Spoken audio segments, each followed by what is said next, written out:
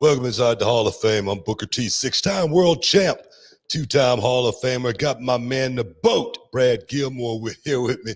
We ready to do our thing. How you doing, Bradley? How you doing, man? Had to give you a clap today, man. You're the boat. I appreciate it. I'm doing well. You know what I mean? I think that I had one of those weekends to where the fiance was out showing houses all weekend. So I kind of had like the what Quiet does time. Superman call Quiet it? time. It was quiet time. It was the Fortress of Solitude over the Yeah. weekend. You know what I mean? So I got to work on stuff, get things done. Got a lot of irons in the fire, things that I'm working on. So it was good. It was good. I just wish the day was better today, but it was good. Does it seem you get more work done when she leaves? Like you got put yourself to work. You start trying to find things to do. Are you like that? Yeah, 100%. You know, you're you're looking at the pictures on your wall and you're like, man, maybe I could rearrange those. Maybe I could straighten that out a little bit better. You know what I mean? You start looking at everything in the house. You're like, this refrigerator could be better organized. Well, how can I should I color coat my closet? Yeah. I'm the same way, man. When Charmel leaves, it seems like I get so much work done.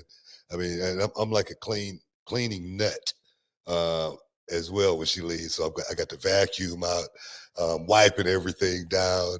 I'm in the kitchen, making sure everything's. I don't know what it is, man, but I kind of like that time a little bit. You know what I mean? It's kind of refreshing a little bit. It is nice. Now, do you have the Dyson vacuum?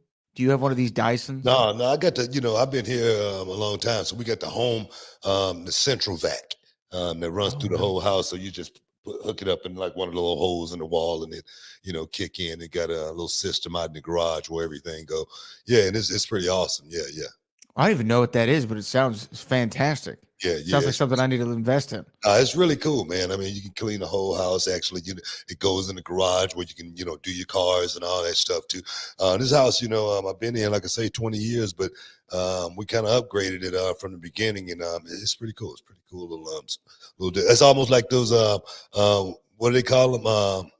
When you go to the bathroom, and it's got the button where you hit the water, splash you. You know what I mean? You got a bidet or a you Toto. You gotta have one of them too. You know what I'm saying? Make sure the water's warm. Man. I'm serious. As soon as I found out about that, I said, I got to get me one of them. You know what I'm saying? But yeah, make sure you get a central vac and the what do you call it? A bidet. A bidet. That is, yeah. Because I guess I've only gone to Mexico, so I haven't traveled like into the European countries and stuff like that. What was like something that stuck out to you? Because a bidet is like a French thing. I think it's where it started from. Was there anything like when you traveled overseas for the first time, you're like, what is this? Yeah, like in Japan, you had to get all the way on the ground almost. You know what I mean? That's how low it was. That's crazy, dog. It's like, what is going on here?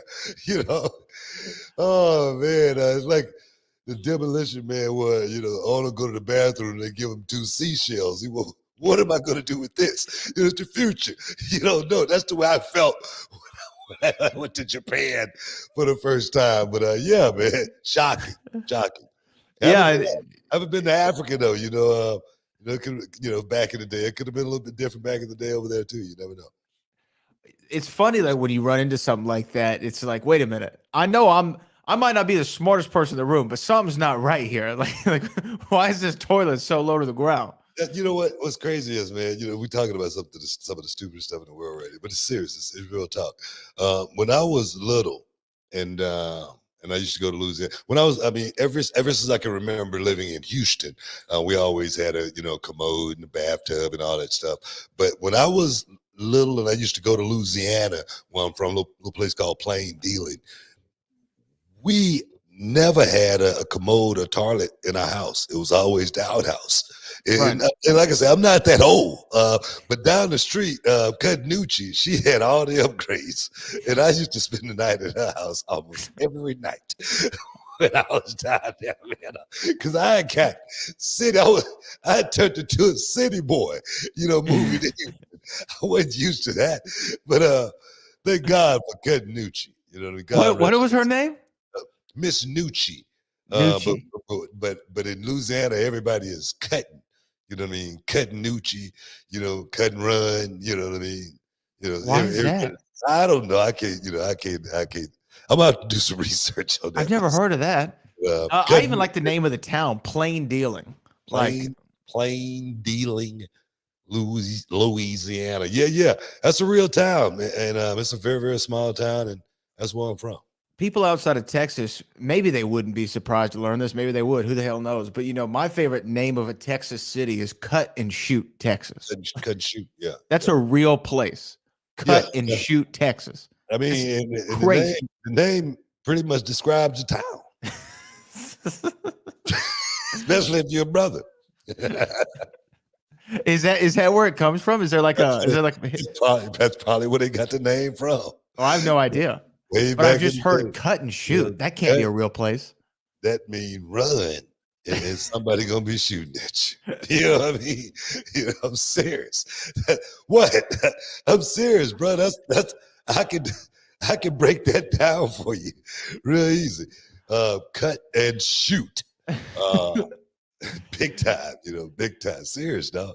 Let's I mean, see. seriously, in plain dealing, we had one street light in the whole town. One. Last time I went to plain dealing was it was about 12 years ago. That's not the last time, but that was the last time that it kind of like shocked me. I was like, man, what's going on here? Me and Charmel was it's about almost 12 years ago. Charmel was pregnant with the kids, Oh and wow. and I said, man, I'm gonna go to plain dealing because I want to go put some flowers on my mom's grave. So boom, we jumped in the RV and took the trip. And man, it's still a country town like Mayberry.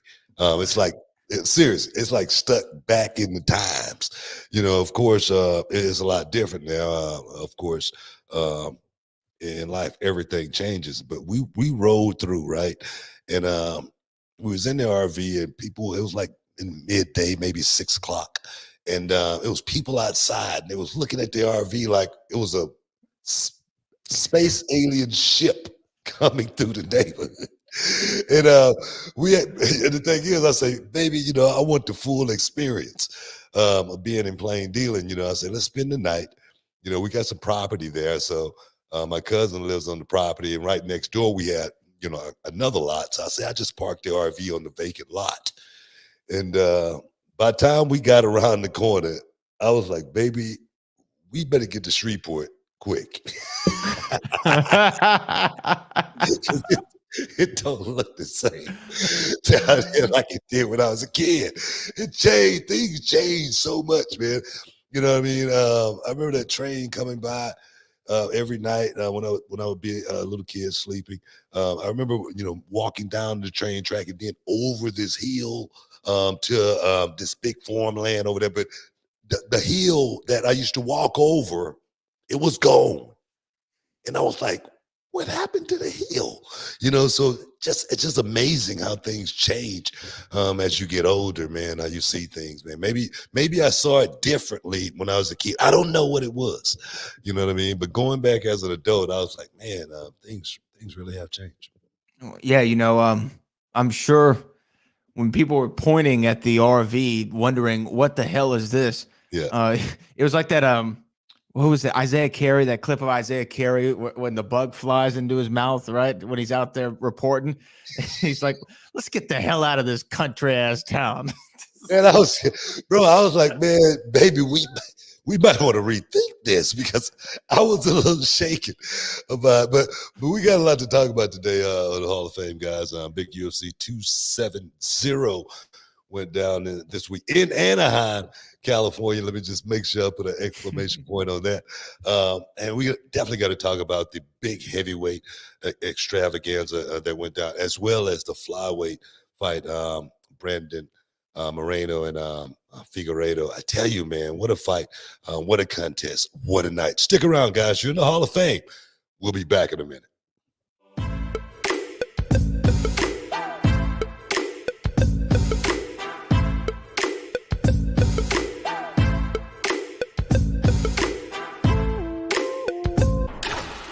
You're worth it.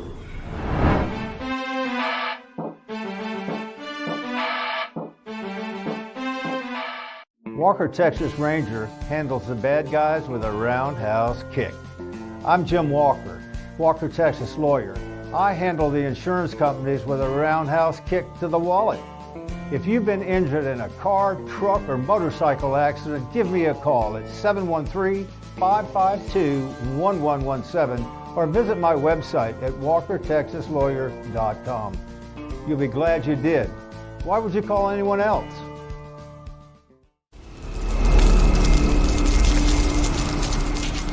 Can you dig it, sucker? Shoop.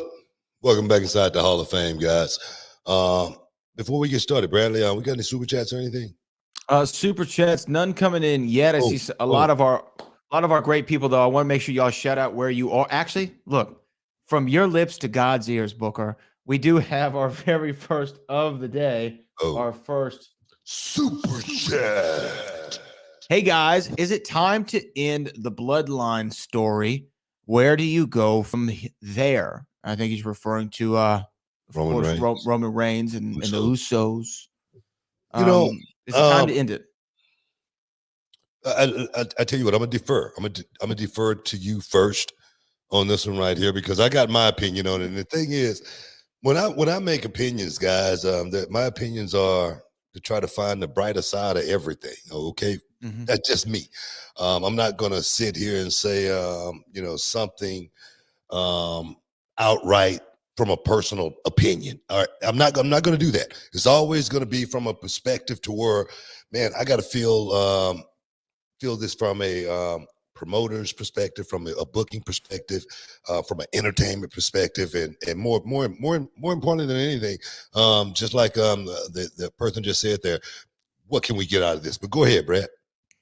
I'm not sick of it, if that's what he's asking. Is it time to end it? I'm not sick of it. I think that, look, when Roman Reigns is a heel always works better when they got a crew with him. For whatever reason, it always looks better. It always feels bigger. It always makes more sense. And you know what? It always gives a heel a way out.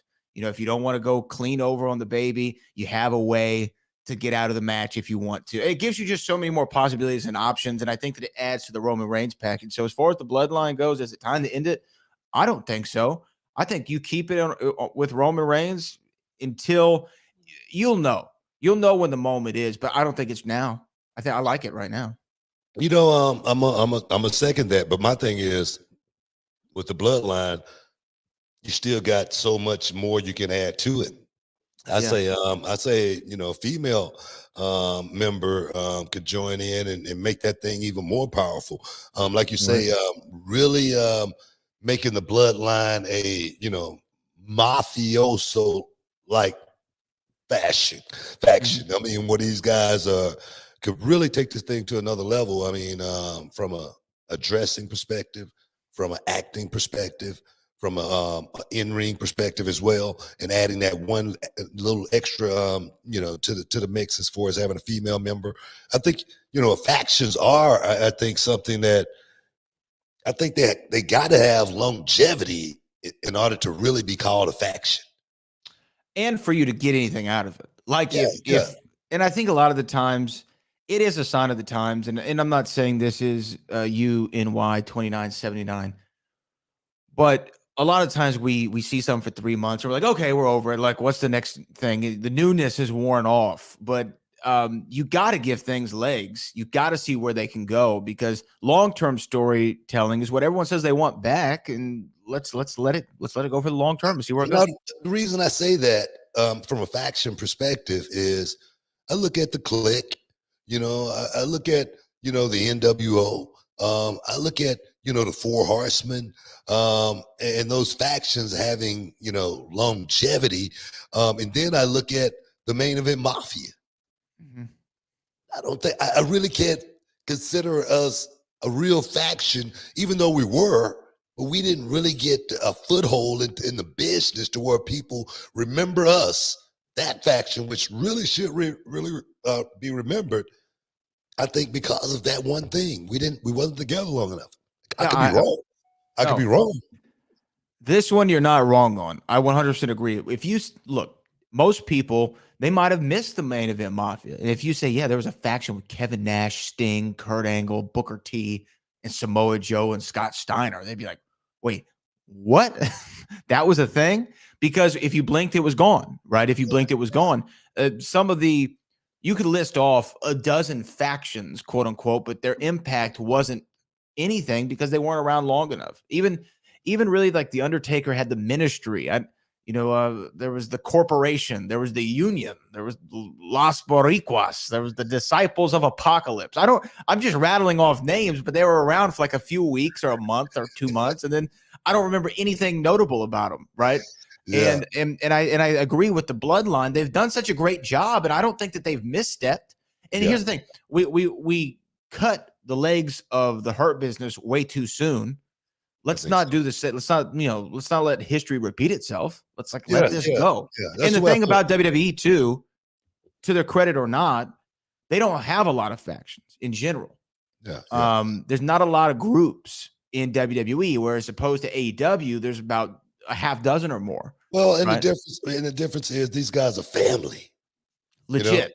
They should be together. They shouldn't have to, walk by each other in the hallway and not knowledge each other like they were brothers. Hey, what's up, man? Right. You know what I mean? These guys are family. So I like it, and hopefully they'll add more to it, make it even bigger. I mean, you want to add family in there. Naomi, of course, is married in. Well, that's what I was saying, dude. I mean, give her a rub. You know what I mean? Definitely when you're trying to find something for someone, for me at Reality Wrestling, what do? I always find a group, to try to hide someone or enhance someone at the same time. Mm-hmm. Let somebody get seen. Let somebody get the rub, like you said. It's a really, really good idea. So no, I don't think it's time to, and I don't want to see them turn on each other. You know what I mean? We tried that because didn't we already go through that? Yeah, Roman feuded with Jimmy, right? They had the feud, and then he feuded with Jay. Like we already saw that, so we don't need to break them up. You know what? It's just no need for the family on family.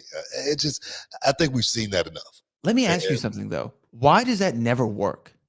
Because with you and your brother, when y'all feuded, I don't think people wanted to see that.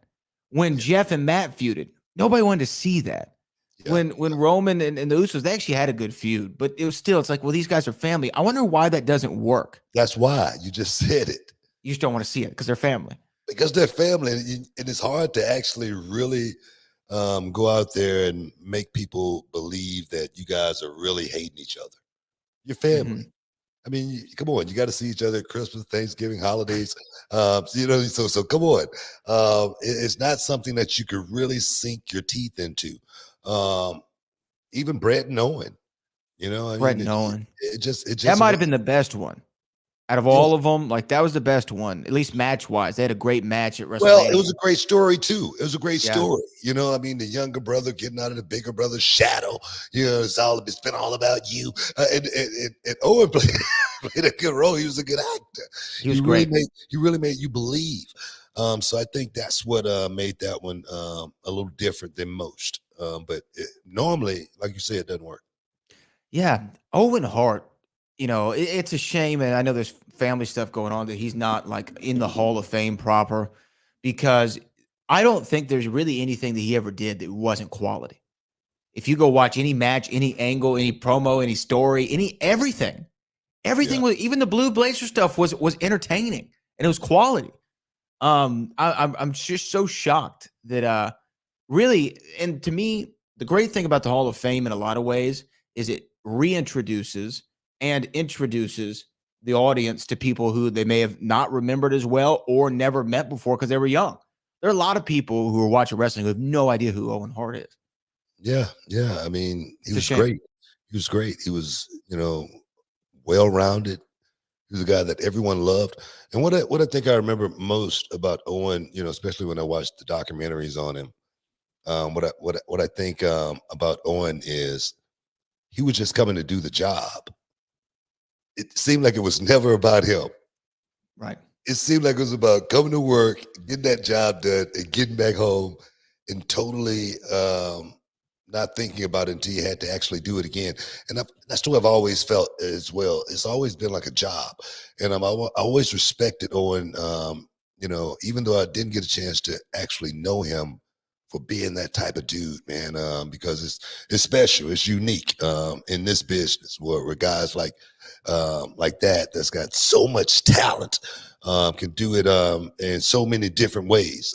It's just thinking about going out there and doing the job and doing that job to the best of his ability till something better comes along. Even putting the blue blazer costume on at that time, it seemed like he didn't care about anything but just having some fun and making some people laugh. I heard Goldie doing an interview just a couple of days ago, and he was talking about Booker T and Goldust and, how much fun we had back in the day. And that's what the business is truly all about, coming to work, having some fun, and hopefully making some money. That's the most important thing, making some monies and then parlaying this success into something else, man. I wish Owen would have had a chance to actually do that, man, because he was one of the good dudes. He really was. He was one of the good ones. Other than the ribbing, I never got a chance to be on that part of the equation. Legendary ribber, right? Yeah, thank God I wasn't, because him and I, we would have been fighting. Yes, I'm gonna tell you that right there. It would have been a fight, and no doubt about it. So hey, man, that's just the way it is. But like I said, we gotta definitely talk about UFC 270. We've got to take another quick break. Stick around, guys. You're in the Hall of Fame. We'll be back in a minute. Being accompanied to the ring by Booker T from Houston, Texas, Gaspar Hernandez. It is Gaspar Hernandez versus Diego de la Cruz. If Diego's smart, and remember, guys, this is a former tag team champion, okay? Diego is a great competitor. He should have a... Oh, my goodness! Well, I spoke too soon. Oh, my goodness. And you see Booker T giving instructions, almost coaching Gaspar Hernandez. That's unreal. Diego, once again, a tag team specialist, man, but right out the gate, Gaspar just took him right off his feet. I mean, what a vicious clothesline. Oh, my goodness. Oh, my God, no. Oh, my. I think I can speak for everyone here, especially with the experience. That hurts. Booker T just signaling to wrap this up, Kirby. Absolutely. He's just directing traffic out there. It's now Gaspar. Oh, no. Here he goes. Go for a run. Oh, my gosh. That's it. Oh, my God. Wow. Wow, gentlemen. That's all I have to say is wow. Oh, my goodness. Or actually, to put it in terms that everybody might understand.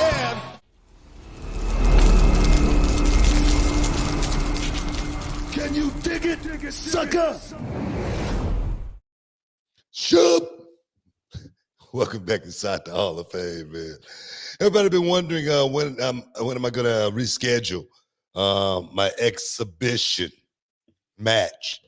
It's going to be done here real soon. It's going to be done this week. Going to let you guys know. But I will be getting back inside the ring with my new protege, Gaspar, the Reckoning Hernandez, very, very soon. You know what? We might even just do the world tour thing, man. We just might do the world tour. So stay tuned. Stay tuned. Go to realityofwrestling.com. Get all your updates on that right there. Or just stay tuned to my Twitter. All right. Well, before we move on to UFC 270, which we want to talk about, interesting main event, and it actually kind of split the audience on what they thought of the main event with the heavyweights. But we have more super chats to get to. Super chat from Jason Maroney. Return to the OG music is like Gunter back to Walter. You know what? Go ahead. 2012 Rumble was dope. How did the idea of all the commentators joining come about? Oh man, I don't know, to be honest, man. I can't answer that question. But the music coming back is sweet. Forgot to mention that. The Gunther thing was kind of quieting down a little bit, but How'd the commentators come about you? I can't say, man. I can't. Is that the thing where y'all each got in the ring? You got in the ring, right? Or no? Yeah. I got in the ring. Y'all got up from the desk. I got up from the day. I had my clothes on. It looked like I was actually going to be doing the commentary work, but I was there for that moment. And I actually jumped up, took everything off, got in. But I can't remember how that thing came about, man. I've never been one to be one of the cooks in the kitchen when we're doing that stuff with WWE or WCW. I always was on the outside, like one of those guys, and I would get the script, and if I liked it, I liked it. I wouldn't have to think about anything. If I didn't like it, I had to try to figure out how to enhance it. And there again, it's a fun job. You're sitting there, you're at the table, you got the best seat in the house. You don't have to think a whole lot. So for me, when you're in that situation, man, you got to know how to enjoy the moment, because seriously, you're in a position that rarely few people are ever in.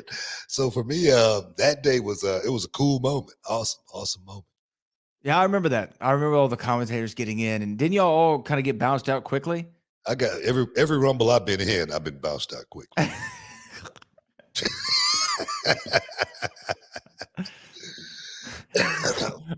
was never on the list. I was never on the list to win the Royal Rumble, man. I don't even know why, but I was never on that list to win the Royal Rumble match. But you won a Battle Royal for WrestleMania, I won the Battle right? Royal, but not the Royal Rumble match, at the Royal Rumble. I don't know why, but it never bothered me because there again, everybody get their chance to shine, and every spotlight just can't be yours. I've never had really any great WrestleMania moments that I can really, put like up on that pedestal or anything like that. But hey, hell, it was great just being a part of the show. For me, street kid from South Park, Texas, man. And I think the best to every one of them. And Dallas, Texas, I'll be there this year too. I'll be there. I'm excited. 2 nights in Dallas. We do have another super chat about the Royal Rumble. Why didn't they give you your classic pyro entrance when you came back in the 11 for the Royal Rumble? And why was Matt Striker genuinely surprised, or do the announcers know who the surprisers are going to be? Well, this is good for you because you've been on both ends. You've been a participant and a commentator. Answer that. Matt Striker did mark out. Like I said, I'm marking out. Like I said, Matt Striker got fired because of that night. They was like, "What the hell are you doing? You're supposed to be working." That's for the fans. But why I didn't get the pyro when I came back, I don't know. I really don't. I didn't think about it too much. That wasn't something I ever really thought about until this question just got posed. Why wasn't the pyro like it was? I don't know, man. But I tell you, it may would have not felt the same way. For me, I'm not trying to take away. I wish I would have had the pyro, but I tell you, what I do remember that night more than anything is the love and for the fans. And if you go back and look at that, my right hand is trembling. It's literally like shaking. And it looked like an act, but I was like, good God, man! I could feel the voltage going through my body, and I was like, this is so freaking awesome, because you just never know, man, if the fans gonna see you and say, hey, man, we don't want to see this guy no more. Are they gonna see you and say, man, we don't care if we see Booker T do the spinneroonie or anything like that. We just glad to see him. And that night for me, it will always be one of my most special moments that I ever had in this business. Yeah. I never thought about the pyro either until he just said that. He just mentioned the pyro, and now we can think about it. Now here it is though. Let's just watch it. Can we watch it real quick? Yeah, man. Can we see it? Now this is the only video I can find online. Now I'm sure there's a better one somewhere, but this might be a bit of a bootleg. So I'm sorry in advance to the copyright holders. But let's take a look here. Can you hear that? Yeah, heck yeah. Booker T, the 6'5" See my head? Yeah.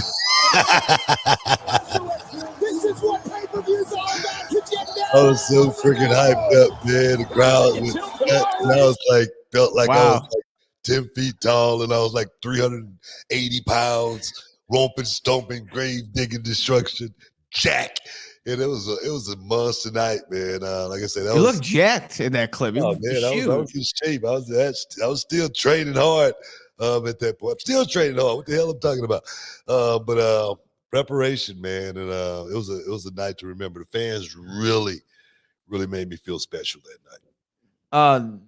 And Punk, give him some props there. He sold that like the biggest moment in the world. Like Man. he did not want anything to do with Booker T. I always said Punk was a good actor. I always said that. Yeah. I mean, that's one thing I've always said. Punk knows about going out there and what it means to perform, and perform at a very high level. And all those guys that night, man, they did me justice and put me over big time. So, nah, man, that's what the business, really is. It has layers to it, to where generation to generation we pass this thing on, and it takes for me knowing that these young guys feel a certain way about me in order to be able to come back and do what I do. I remember listening to Ric Flair talk, and he said that he lost all of his confidence, and Hunter and those guys build him back up to and made him always remember you know who you are, and that kind of sticks out to me when I hear something like that. Knowing what it takes for young people to make you feel it's just like me with reality of wrestling. My young guys around me really do give me a certain energy like I don't think I could get nowhere else. Seriously. So that night for me, those young guys in the ring went out and bumped around for me and made the old guy look good. Hey, it was an awesome night. I saw Triple H actually say the same thing in that Undertaker documentary they had where they did the several parts. I think it was before Mania 31. Taker like wasn't really feeling himself, and Triple H just went over there and like knelt down and whispered in his ear, like, "You're the mother effing Undertaker. Go out there, do you. No one has ever done what you've done before. You're the MF and Undertaker. Go out there and be the Undertaker. Sometimes you need that little shot in the arm." And I Hey guess man, that's a really interesting. a pat on the back. I always say Yeah. that all the time. You need that. Sometimes you need somebody else to be able to, give you that what you need to go out there and actually be able to get it done, man. Man, I watched that Patrick Mahomes last night, man, and you got to wonder where he get it from, man. So that right there, man. It sometimes it takes somebody else telling you, man, we still in this. You can still do this. And then go out there and get it done. And man, what a night, man! What a night. And that's what the game's all about, man. All the game. That's what it's truly all about. Patty Mahomes came through, and Tom Brady almost did it again. He almost did it again. 6 minutes, man, down by 2 touchdowns. I was like the two people I didn't want to see was that. I mean, two teams was Green Bay Packers and the damn Tampa Bay Buccaneers. I didn't want to see those guys nowhere near this thing, man, because Aaron Rodgers, dude's good. He's good. He's really good. He's extraordinary. And then that Tom Brady, of course, man, he's a master. Sitting on the sideline, even being down as bad as they were, he never looked like that he was going to lose. No. He had the same game face on the whole time, with seconds on the clock, time ticking away. He goes in and perform at a high level. God, man, I was so afraid, man. I was so afraid, man. But thank God, man, the Rams pulled it out. He almost did it, and it just, to me, even in defeat, he added to his legacy. People are talking like, is he done? Is he done? I'm like, did you not watch this season? You know what? Why would he ever walk away? Think about it, though, man. The pressure of that right there, more than anything, I think, is something that he has to think about more than anything. Going through all of that grind to get to that point and not get that, treasure at the end of the rainbow. God, it got to sting. And then to have to get himself ready for that all over again. It's a lot easier when you cash it in and you get that prize. It's a lot easier to go to training camp and say, guys, let's go back and do it again because it felt so good the last time. But I'm gonna tell you, Tom Brady was running for his life in this game, and it was a little bit different. And it ain't gonna get any easier for a 45-year-old quarterback out there on that gridiron. Man, stick around, guys. We got to talk some UFC. We'll be back in a minute. Judge a book by its cover. You know, you can look at someone and just like, say, for instance, I had a kid came to my school when he was 17 years old. And I asked him to get in the ring and to do one roll, you know, do a right roll, a left roll, and do a front roll, you know, kind of like my 8-year-old kid does. And he couldn't do it. And I was like, man, you might want to try something else. You know, I don't think this is going to be for you. I said, I tell you what, when you're 18 years old, come back. And he left, 18 years old. Kid came knocking back again. And I say, let me see you try those rolls again. He couldn't do those rolls, you know, worth of crap.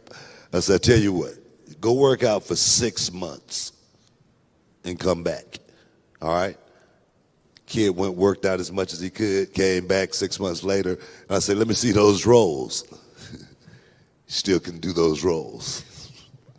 I said, why do you want to do this? And he said, I've been wanting to do this my whole life. And I said, okay, I'm going to sign you up. Signed the kid up. He sat on the sidelines for maybe 6 months to a year, and he was training, and he was just taking notes and taking notes and taking notes. Finally, we had a show, and the kid couldn't show up. And I said, hey, man, I'm going to put you in a match tonight. All right, just get in the ring. Let me see what you can do. He got in the ring. He showed me a little bit of something. He looked okay. Still couldn't do those rolls, okay? But he looked pretty good in the ring. Next thing you know, next show, I put the kid on the show again. He went out and did even better. Next show, he did even better. And it just started rolling after that. And he became the Reality of Wrestling champion. He was a champion for a year straight. Nobody could beat him. But he still couldn't do those roles. So I learned to say you cannot judge a book by its cover. Can you dig it, sucker? Shoop! Welcome back inside the Hall of Fame. I'm sitting here looking at something here, man. You know, when money calls, you wake up. Try to take care of the business. Yeah, man. We still haven't gotten into our UFC 270. And we're still not yet. We got one more. I know we still let's get that super done. Okay, let's get it done. Super chat. All right, it's from Roland Curtis, who says, I hated seeing Floyd Sr. and Floyd Jr. verbally kill each other down on the TV. The thought of Rey and Dominic seriously feuding makes me want to vomit. No bueno. Shout out to Rey Mysterio, by the way, gracing the cover of the new video game. Awesome cover. Yeah. What do you think? What do you think about Dominic versus Rey? I mean, they've hinted at it before, but it seems like they've kind of gone away from that. Do you think we see it eventually? You know, man, there again, just like Roland, that's not something I really, really want to see or anything like that. That's not something on my bucket list to say, man, I want to see Rey against Dominic one day in a match. But I think about this like this also. Just think, just for a second, that you got that on tape, you know, that you're wrestling your son at WrestleMania. You know, we know what this is. We know this is a highly form of entertainment. And to watch those guys, to be able to go out there and do it, you know, from a father and son perspective, one time, I could buy that one time, just to see that match, just for I don't know, for keepsakes, for family mementos. Right. You know, check this one out right here. I got this right here. Me and my dad wrestling against each other. You know, I'm talking 30 years from now. 25 years from now, maybe long after Ray's gone, long after I'm gone. But that's something that he would always have. Of course, he got tag matches with his dad, but to actually be able to get in there and mix it up with his dad, you don't think that would be pretty cool? It might be cool for them, yeah. It depends.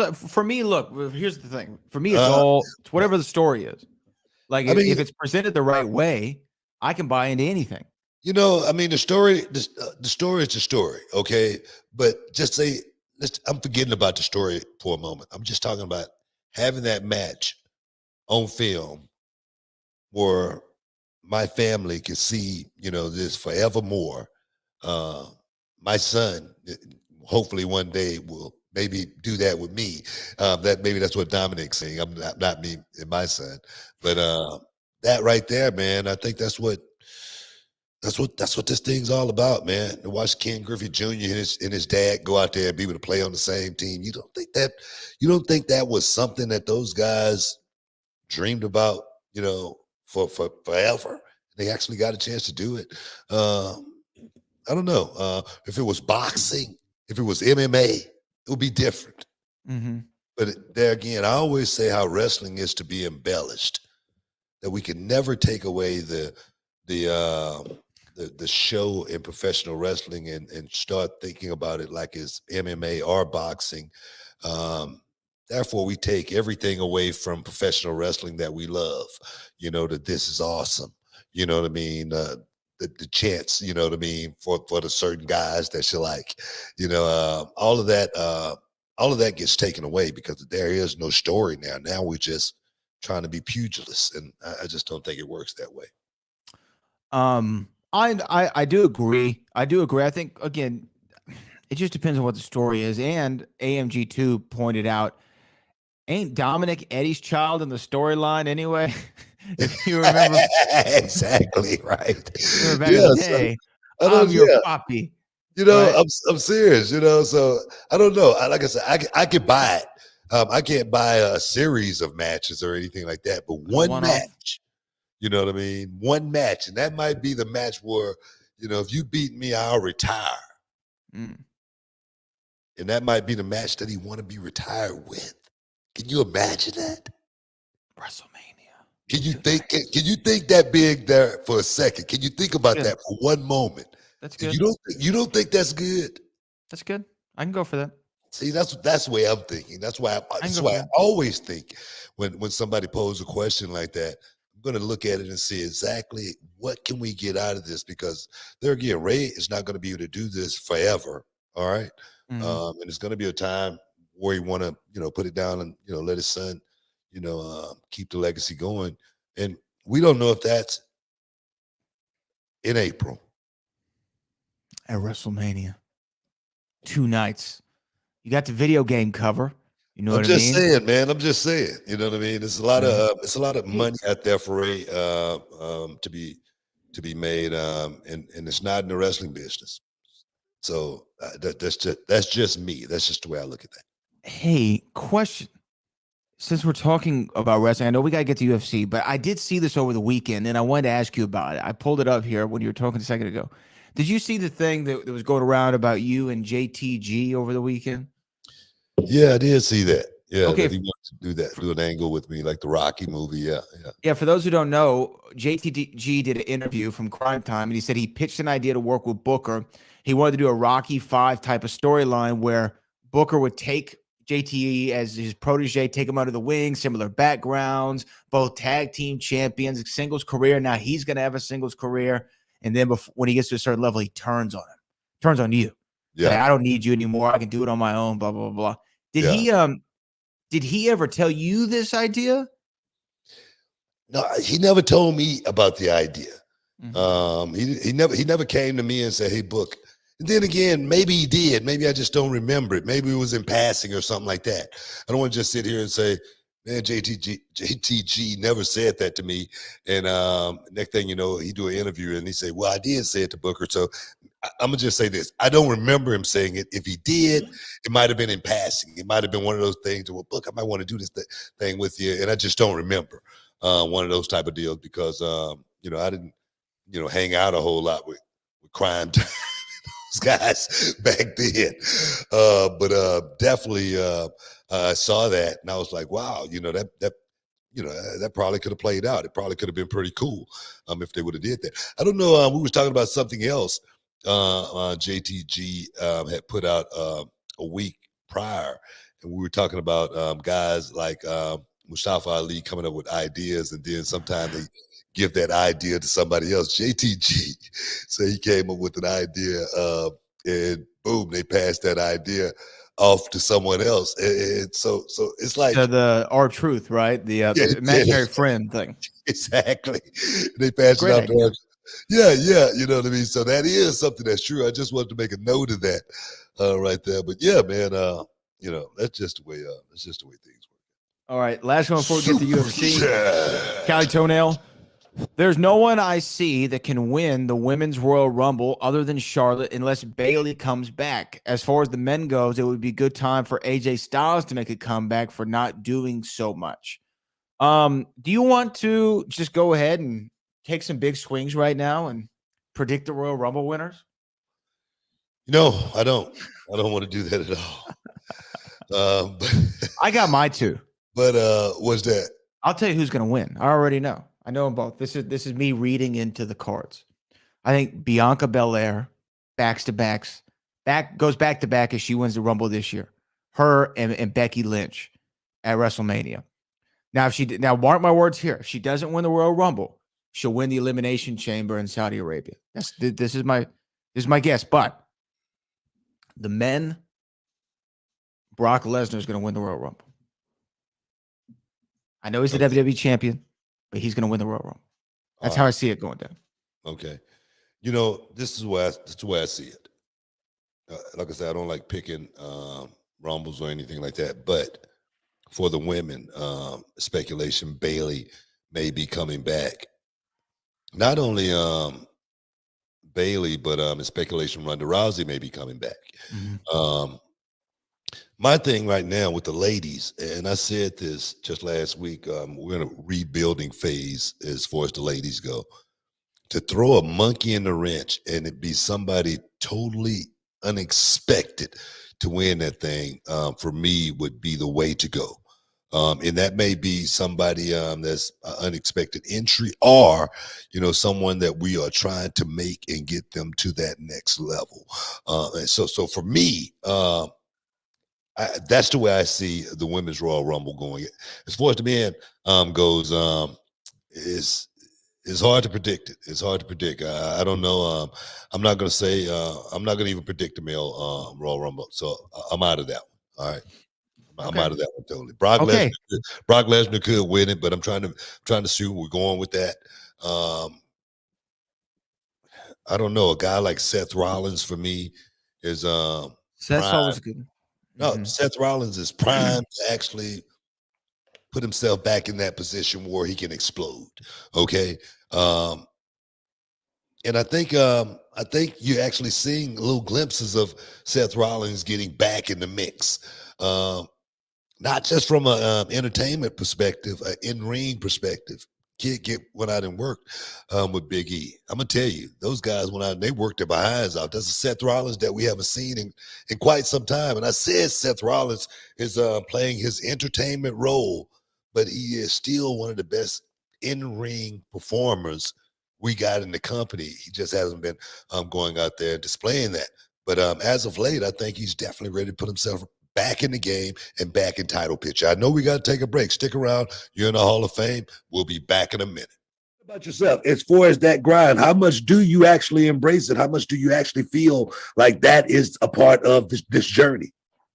Oh man, well, thankfully now the scene in where I'm from, I'm living in Oklahoma right now, and I wrestle in Texas. But thankfully now the scene is kind of growing with the streaming platforms, with places like Reality Wrestling down there in Texas. You get a bigger buzz here, but for years it was hard. And so you had to get out there and travel. So there'd be many nights where I was on the road by myself, 7, 8, 9, 10-hour drives there and back, sacrificing time with my family, sacrificing time at my real job, trying to just make ends meet. But when you really love this, and I tell people this all the time, some people just love coming through the curtain. You can't just love coming through the curtain. Yeah. When you really love this, you fall in love with the grind. Fuego del Sol hates squats, man. I hate deadlifts. But if you really love this, you got to learn to love all of it. Every facet of it, every bit of sacrifice, every bit of time that you're losing with birthdays, loved ones, all of that. Yeah. When you really want it, when you really sacrifice, and when you start to see it pay off, you realize all of that is worth it and then some for this. Can you dig it, sucker? Shoop. Welcome back inside the Hall of Fame. Yeah, man, we got to talk UFC 270, but Nebraska got that look in his eye. We good? Good? Yeah, I mean, we're good. We're good. We got one little thing that just came in right now. It says Royal Rumble is my favorite pay-per-view. Will it ever happen in the United Kingdom? You know, man, I've been wishing for a pay-per-view, across the pond for quite some time. I'm serious. I've been wishing for that. And I tell you right now, I don't see it happening anytime soon. Especially, with this COVID restrictions and whatnot. I just don't see it happening anytime soon. But I tell you, I can tell you this without any shadow of a doubt. If we were to do a pay-per-view there, it would be sold the F out. Okay. I'm gonna tell you that because the fans there, man, the UK fans, they love what we do. And every time I've gone to the UK, it's always been nothing but a hell of a time. Performing was always easy because the fans made it so easy for us every time. So hopefully we'll make that happen rather sooner than later. Let's just say that. Yeah, it's been a minute too since y'all went to the UK for a pay-per-view.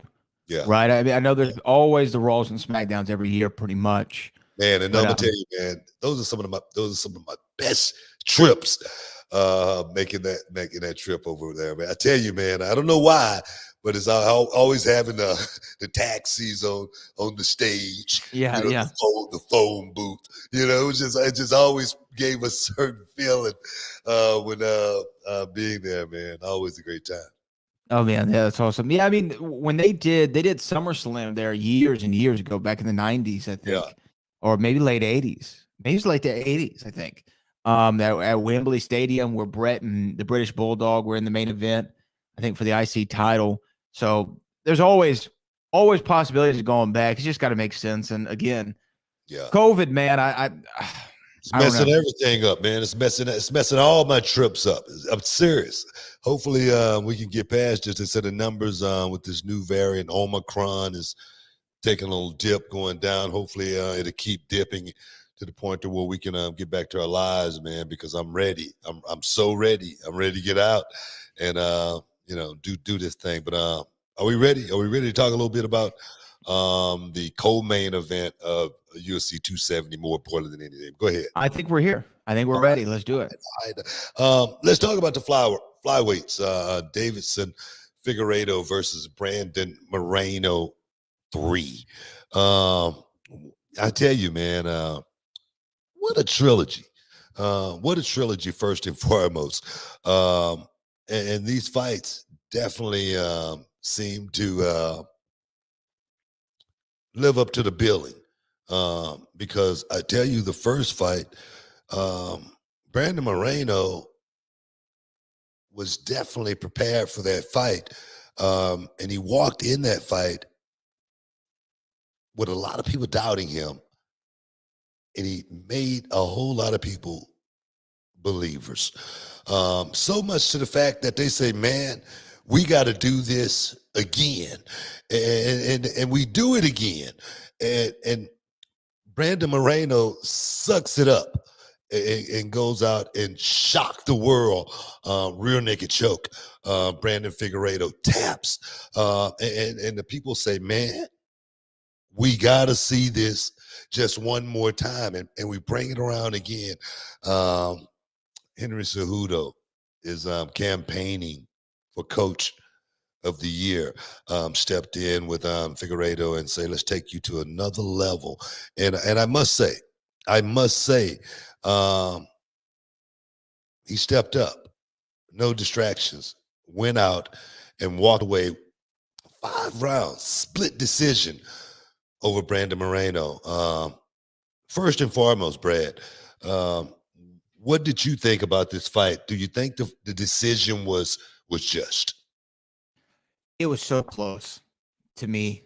I didn't see either guy running away with it. I thought it was going to come down to the judges as always, and just a slight correction. It wasn't a split decision; it was unanimous Unanimous. I'm sorry. for Davis and Figueiredo. You sure? Yeah, unanimous. All three judges had 48-47 after 5 rounds. Swore one judge had it the other way. My bad. No, you're fine. But I understand why you thought that, because this fight, I did not see it as a unanimous win for Davis and Figueiredo. I think that he obviously improved over the last fight. That goes without saying. The first fight was an epic clash between these two, one of the great flyweight matches ever, title matches ever. That first one, he improved, but I didn't have him winning it either. I didn't see him go out there and beat the champion. I didn't see that. I didn't see it. The judges saw something that I didn't, but that's not the first time that's happened. Sometimes when these things go to a decision, it can either be completely obvious or whatever you happen to be looking for at the time. And I think the judges were looking for something that I didn't. I did not see him winning unanimous. If you gave it to him split, sure, I guess. I didn't see him beat the champion. I tell you, a win's a win. Any way you look at it. Sure. That's just the way I see that. But this is the question right here. I think people should be talking about flyweight division. Ever since Demetrius Johnson said, "Man, I'm out of here," they wanted to actually tear the division down and pretty much scrap it at one point.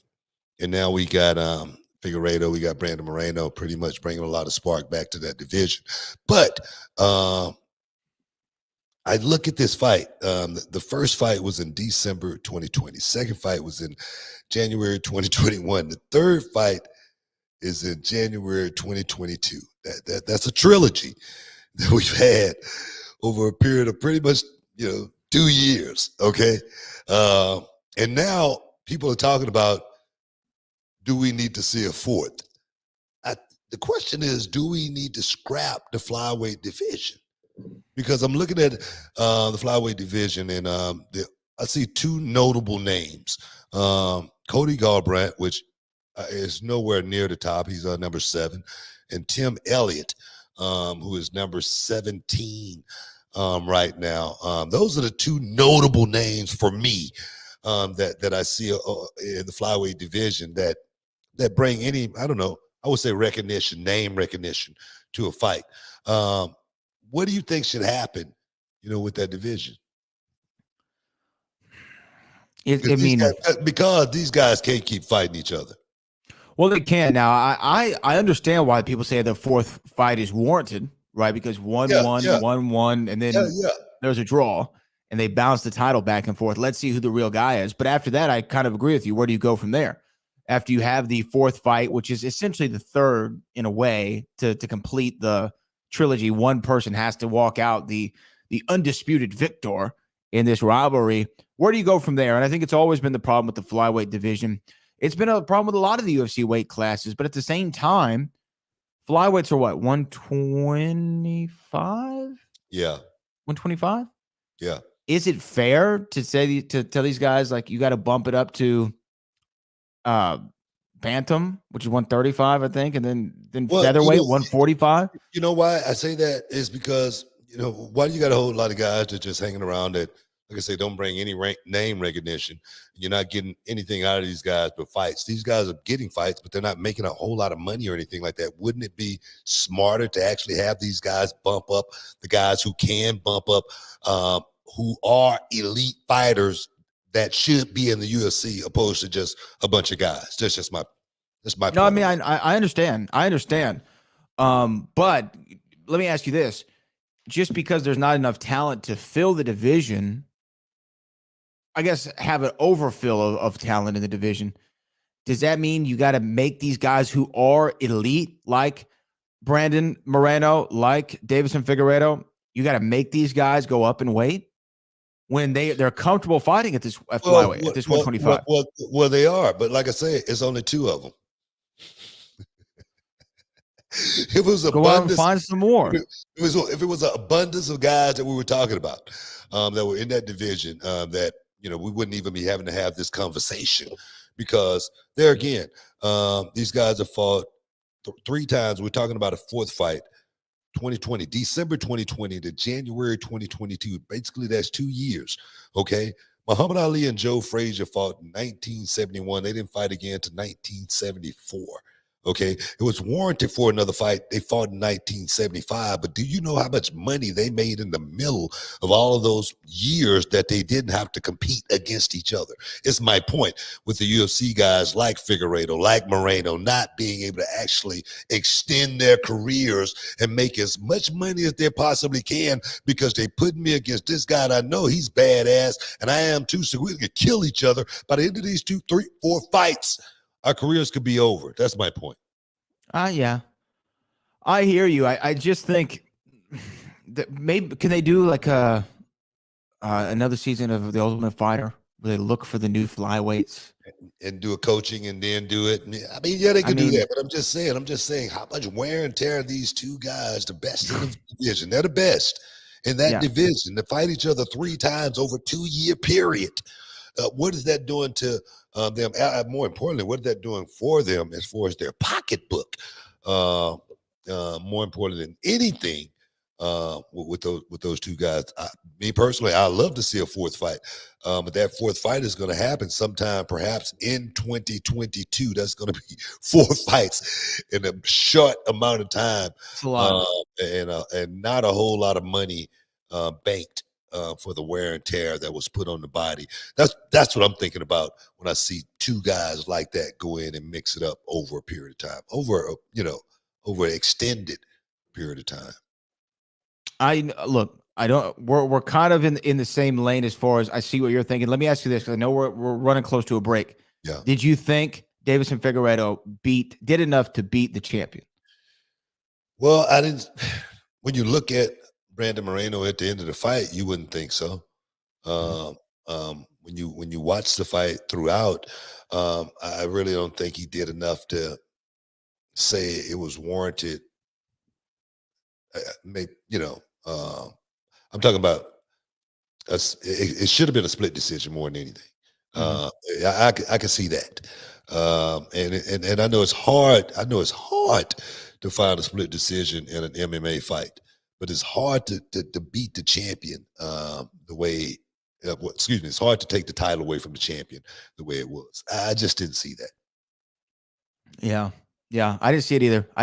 But I think we're due for a break here, BT. Stick around, guys. You're in the Hall of Fame. We'll be back in a minute.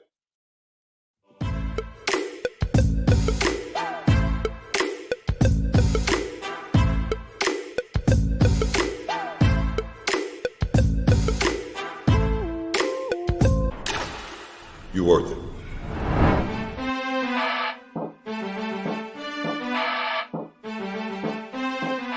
For 13 years, the King of Solar Screens has been an industry leader, and we proudly use 100% American-made products. Home of the $55 any size, any color solar screen.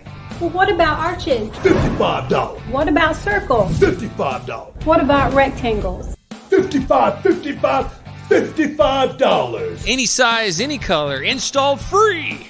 The King of Solar Screens, on time, every time. Now, can you dig that, sucker? Can you dig it, sucker?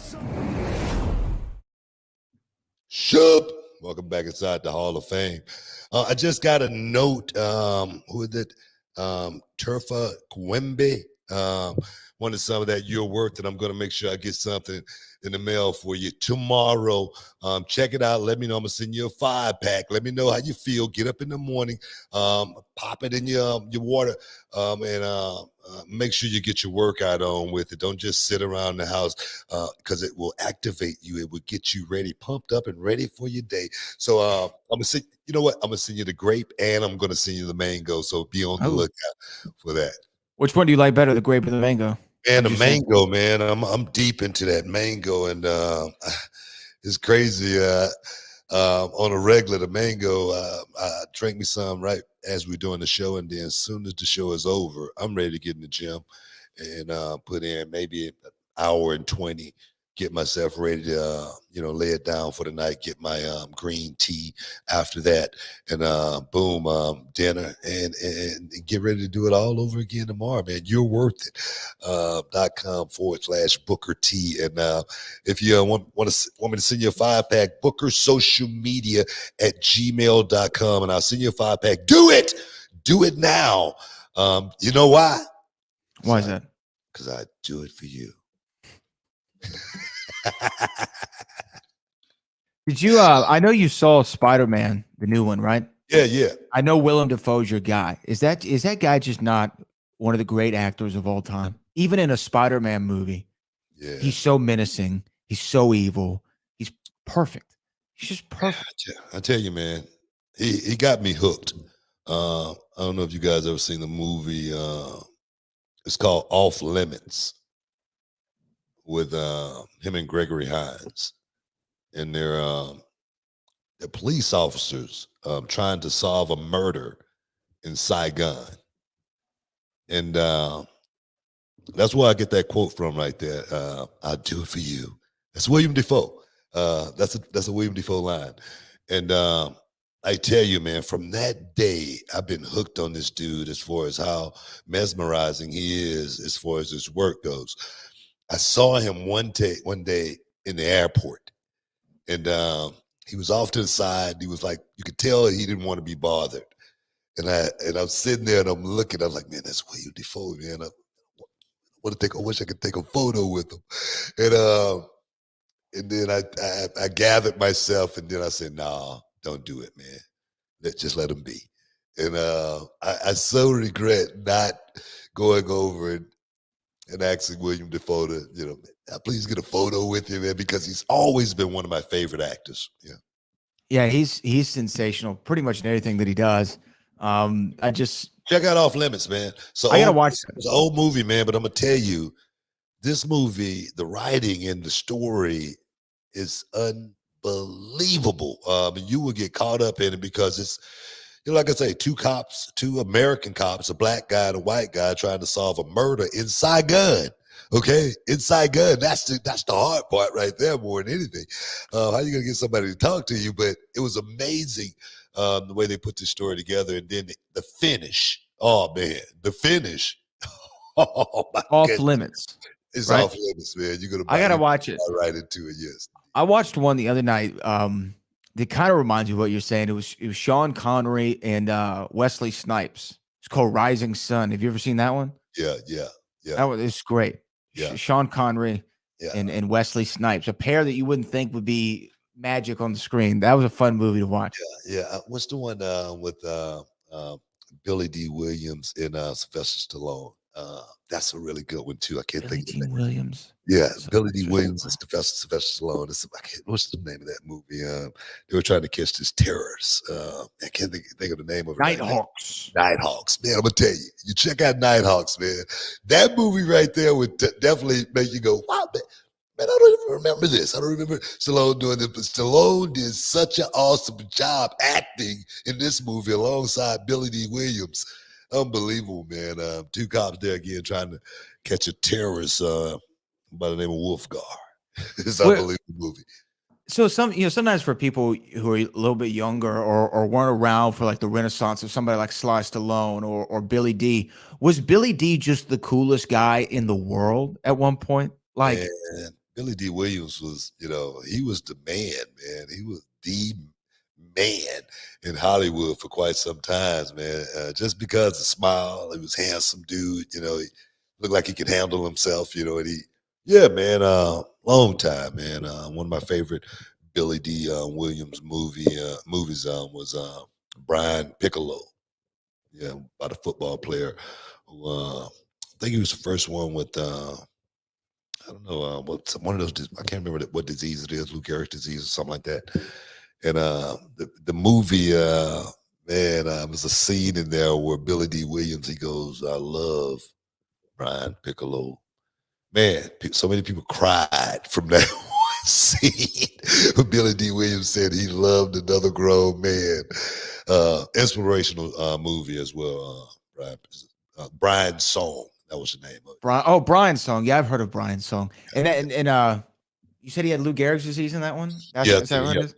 Luke Eric's, yeah. There was this. I don't know why we're talking about movies, but there's this other movie with Billy Crystal and Robin Williams where Rob Williams is like this art guy. He doesn't know anything, and he was talking about Lou Gehrig, right? He's like, Lou Gehrig, the baseball player, Lou Gehrig who died from Lou Gehrig's disease, and Rob Williams is like, what are the odds of that?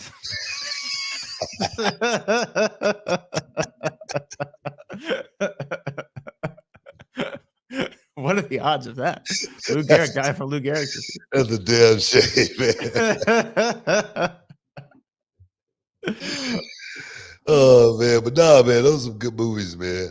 Those are some good movies. Like I said, I've been watching lately on Netflix, watching The Iron Fist, and man, I've been getting pretty caught up in it. You were saying you was watching it a couple of years ago, and you didn't get too many good reviews from people watching it. But I tell you, I'm watching it, and me personally, there again, I don't know. Maybe I look at it a little bit different because I'm always looking at things that I can pretty much try to take and try to turn it around and use it some kind of way. I don't know. And I've seen a lot of stuff in the Iron Fist that I could actually use. So I'm like, man, all right, let's see exactly where the thing goes. I'm pretty interested in it. They had, I think, 4 Marvel shows that all came out around the same time. It was Luke Cage, Jessica Jones, Daredevil, and Iron Fist.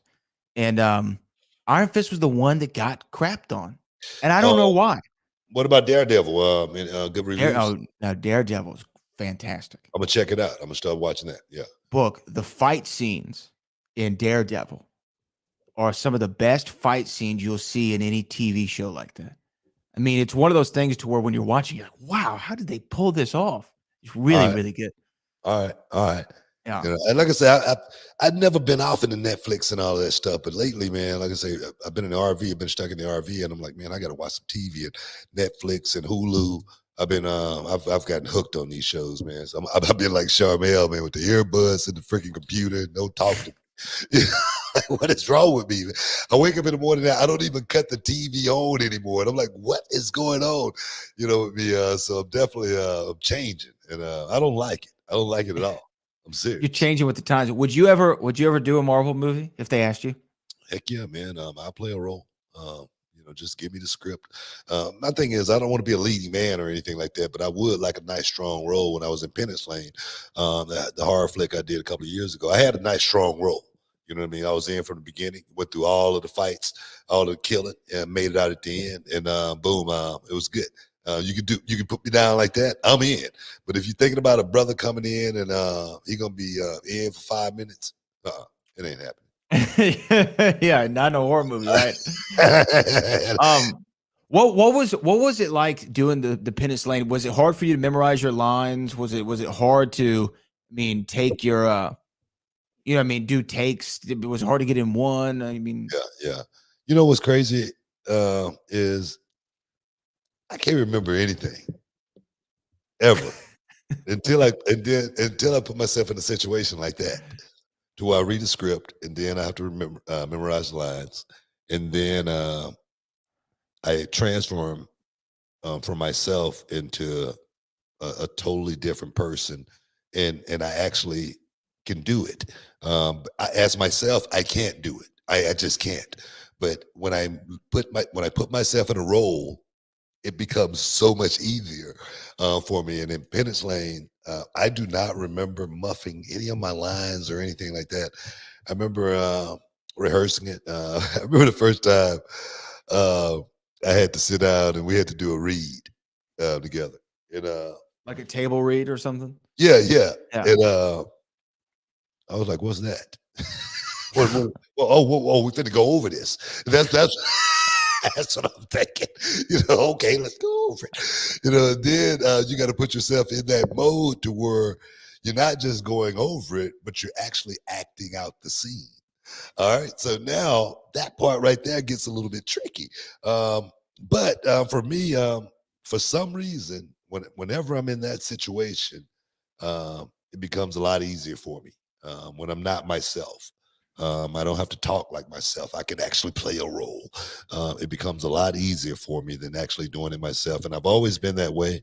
When I was a kid, and I used to have to, all the kids had to read, out loud, at some point in time. And every time my turn came, my back would tighten up like crazy, and it would be such a hard thing for me to do. But if I did it as a character, it was so easy. I don't know why. I could never explain that. We got to take a break, guys. Stick around. We got to talk about that Ngannou Cyril Gunn heavyweight extravaganza that went down. We'll be back in a minute. He misses. Landing on the pile of chairs below. And now, it is the Bears' time to wield the steel. Oh, hold on. No. Looking for that Davison driver. No. On the chairs. On the chairs. What? That's what I was afraid of. Wait, he's not done, though. He is not done. Is he going to do it? Is he going up top? Come on. We've seen him do this in recent weeks. Come on. Looking for that 360 frog splash. On the chairs. 1, 2, 3. Ryan Davison wins the match. Wow.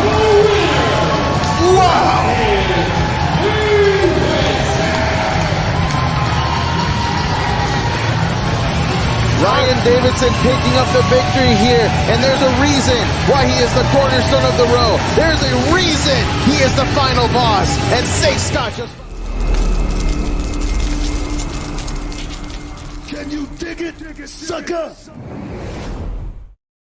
Shup. Welcome back inside the Hall of Fame, guys. UFC 270 went down this weekend. Got a chance to actually sit back and watch some of the festivities. Main event, Francis the Predator Ngannou versus Cyril Gunn. I tell you, man, fight didn't play out the way I thought it was going to play out.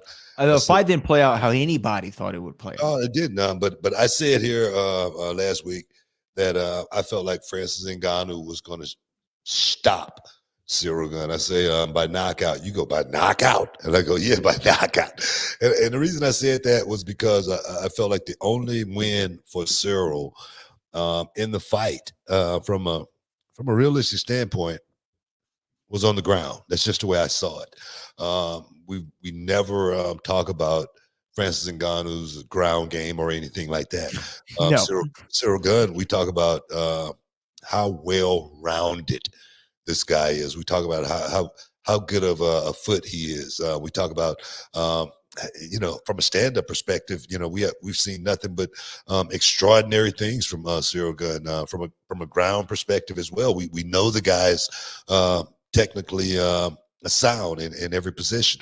And then you look at a guy like Francis Ngannou, who's done nothing but go out and just create destruction with that right hand, with that big shot. I mean, putting guys to sleep. If he could get hands on you, the thing with Ngannou, if he could touch you, he could put you to sleep. So I felt like from a stand-up perspective, Ngannou was going to be able to handle himself. I said Gunn was going to have to get Ngannou to the ground in order to be effective. Now, I think what happened in this fight was, I don't know if you saw it, but in the clinch against the cage, jockeying for position. That's what I always love to see when guys are jockeying for position. You saw Cyril, his body language. And then again, you saw Francis Ngannou's body language. For me, outside perspective looking in, Francis looked like the bigger, stronger opponent. Now, I'm going to tell you right now, technique goes only so far when you're dealing with a guy who has just massive amounts of strength, can move you around in so many different ways. The weight advantage for Francis, I think, was about 20 pounds, maybe a little bit more. At the weigh-in. Yeah. Right. I mean, who knows how big he was the night of the fight. Exactly my point. And I'm going to tell you right now, it showed. Francis Ngannou, he picked Cyril got up that first takedown, and I was like, "Oh my God!" I mean, it was like something you see in the WWE. It was. It didn't. Daniel Cormier even said it looked like a British bulldog power slam. Exactly. That's what I'm saying is it wasn't pretty. The technique on it didn't have, the technique that you normally see from some great jiu-jitsu tactician or anything like that, but it was effective. And that's when the light bulb went on for Cyril Gunn. I think he saw, man, this guy's he's a lot stronger than anticipated. And I think that was the difference in the fight. Again, no one saw the fight going the way that it did as far as Francis Ngannou winning by decision. That was actually plus 1,200 in Vegas. So if you put $100 on that, you'd won 1,200. God, I wish I would have gone back and done that. Put 1,000 on it, you win 12,000. Oh God, dang it, man. But anyway, as far as this fight goes, I think you're right. I think that Francis saw in the first 2 rounds, okay, Cyril's a little bit quick. I think he thought Cyril was a little bit quicker than he expected. Cyril was able to get out of the way of a lot of shots. You even heard Francis Ngannou's corner saying, hey, aim for that tattoo in his chest. Give him an uppercut because he's seeing your right hand coming from a mile away. Like, give him something that he's not ready for because he's been ducking his head down. So I think Ngannou, after the first 2 rounds, said, okay, I'm not going to land my big KO home run, get him out of here shot. Let me see what I can do when we clinch.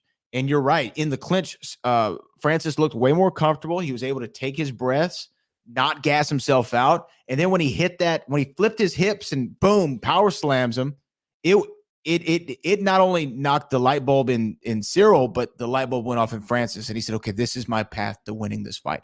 I'm down the first 2 rounds. If I can do this for the last 3, I'm still the UFC heavyweight champion of the world. He went out there, was able to do it. Now, there were a couple of times where it was scary for Francis.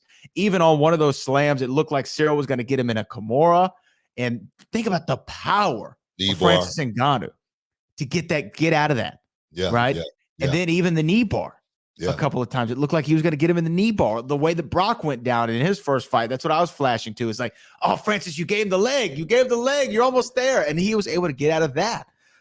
So Francis shined in this fight. It wasn't what we expected. I saw a lot of people say they hated this fight. I was interested by it. The thing is, it wasn't the best fight in the world, especially for the price tag that was on it. It was $100 for that pay-per-view in in HD. So I'm telling you right now, man, it did not live up to the billing. I really don't think so. I don't think this is one of your best UFC fights out there. No. Now you got John Jones talking and saying, hey man, I might want to come back and get a piece of the action. I think a fight with John Jones would, bring a little bit more entertainment. But watching Cyril versus Francis, it wasn't the best fight. It wasn't a Derek Lewis Ngannou fight by any means or anything like that. But it did not give the people the fireworks that they thought they were going to see from a Cyril Gunn as well as a Francis Ngannou. But for me, very, very unique position now for Francis Ngannou after going out here and beating Cyril Gunn in a fight where there again, a lot of people thought he was going to lose that fight. He was the underdog. A lot of people were betting against Francis Ngannou to win that fight. But Francis said he took that fight on principle alone. And that right there makes a statement for me watching a guy like Francis Ngannou who fought all the way from the bottom to now find himself at the top of the heavyweight division, to actually go out and have to fight a guy for the championship who they were calling actually the interim champion. Man, that's just disrespect in so many different ways. Yeah. Now, Francis say, I will not be fighting for $500,000 anymore. That price tag is off the table. I'm out of here if something can't be done from that perspective, first and foremost. But the fight with Francis Ngannou and the heavyweight champion of the world in boxing, what do you think? What do you think? Francis Ngannou versus Tyson Fury for $25 to $100 million or stay in the UFC? What do you think Francis Ngannou should do if Francis had a chance to take that boxing match and say, the hell with it all, or stay in the UFC? What would you do? Look, if Francis wasn't on the phone with Fury's people this morning, I need to sit down and talk to Francis about some great decision making, okay? Because there's no way he's ever going to get anywhere close to what he's getting in the UFC as opposed to if he were to fight Tyson Fury. We saw what happened with Conor and Mayweather. And what did I say back in the day? Because a lot of people thought that fight would never happen. And I said, I want included. Yeah, and I just always would say, I just feel like there's too much money for it to not happen. And that was when Conor was under a contract with the UFC. Francis Ngannou was done. If he wants to walk away, he's free and clear. And you know what? I think the ultimate sign that they're not going to do business with him was after that fight on Saturday night when Dana White was not the person to strap the heavyweight championship around Francis's waist. I think that told Francis everything that he needed to know. Okay, y'all don't even respect me enough to put the title around my waist. Okay, okay, that's fine. That's fine. I'll go over and make some long green ducats. But the thing is, does that put him in a position to where even if he was to take another UFC fight, which I think the heavyweight division without Francis Ngannou is going to have a totally different look. It's going to have a totally different feel. It's less interesting. And everybody's going to look at the UFC sideways, from that point, for just actually putting a guy in that position. Do you think this situation with Francis Ngannou saying, using the 99%, 100% rule, speak up on this one right here because I want at least 2 to 3 million to fight. Do you think something like that could happen for Francis Ngannou if staying in the UFC could be done? If we can make that deal, do you think it could be done now? Since Francis has pretty much proved his point, man, I'm a heavyweight and I want this, and it's got to be this. Otherwise, we cannot do business. And that is, like I say, for me, I see someone like Francis getting $2 to $2.5 to $3 million a fight, me personally. And that's on the low end, honestly. Now, anything's possible. If Dana White's willing to do business, Dana White will do business if he sees that this is going to greatly impact the UFC's heavyweight picture. If I am Francis Ngannou, if I make any kind of deal with the UFC, I'm making sure that they would let me go do my boxing match. No matter what, he's got to do that boxing match. If that's a real thing on the table, you got to do that, man. That's life-changing. Never worry about anything again, money. And that's what he's got to do. Now, Book, we're coming up here though on the end of the show. We have 2 big super chats if we can hit them real quick. Man, we got to take a break, and we'll take them on the other side. That'd probably be better, man. Because right now we got about 6 seconds left. So okay, this is the last seg. Oh, this is last segment. This last segment. Yes. Well, let's take them. Okay. We got Roland Curtis who says dark horses have R-Truth and Alexa Bliss or Nikki Ash winning the Royal Rumble just to keep things fresh, mysterious, hilarious, and unpredictable. They both have to lose their respective Mania title shots on the road to WrestleMania. R-Truth and Nikki Ash, do you see that as a possibility of winning the Royal Rumble? Anything's possible, man, but I just don't see that happening. That's just not, I just don't think that's the direction that we need to be focusing on at this time, personally. Okay, and then we have Alex Constantino. Did you ever party or drink with Vince or Shane? I wouldn't necessarily say party or anything like that, but I've been, around times where we were being entertained. Let's just say that. That might just say, for instance, I could disclose this. We have a WrestleMania party every year, especially back in the day. Back in the day, it was a whole lot different than it is now. Vince McMahon hung out a whole lot more back in the day than he does now. So Vince would always show up at the party, and man, we'd be dancing, we'd be having some fun, we'd be partying, we'd be drinking. So I'm sure we've been around where some drinks have been delved out. Let's just say they've been poured. Yes. Last one, Roland Curtis again. Dana White is now in the position that Mr. Man did not want to be if Bret Hart defeated Shawn Michaels in Montreal. Could Ngannou should open boxing and dump the UFC heavyweight belt in a trash can? Hey, No, Hey, why not? that right there, he's in a very, very unique position. And he's in a position where I say, when you don't care anymore because you got all the cards in your hands. That's where Francis Ngannou is right now. He said, "Man, I made money over here, but I know I can go over there and make enough money to walk away from the thing." And at the end of the day, that is truly what it's all about, making yours, being able to get out of this thing free and clear and be able to parlay it for the rest of your life and have a great time. Hey, guys, we got to get up out of here. We got to get up out of here, but we'll be back. We won't be back to Thursday, but Thursday we're going to have a special guest. Lita should be stepping inside the Hall of Fame with us, guys, because she's getting ready for the Rumble. We got to get her ready. We got some hardball questions we got to know from Lita. So, guys, make sure you tune in on Thursday. But right now, Brad and I, we got to get up out of here. I want to thank everybody in the chat as always. But we'll see you guys in a couple of days. Right now, peace. We out. Can you dig it, sucker?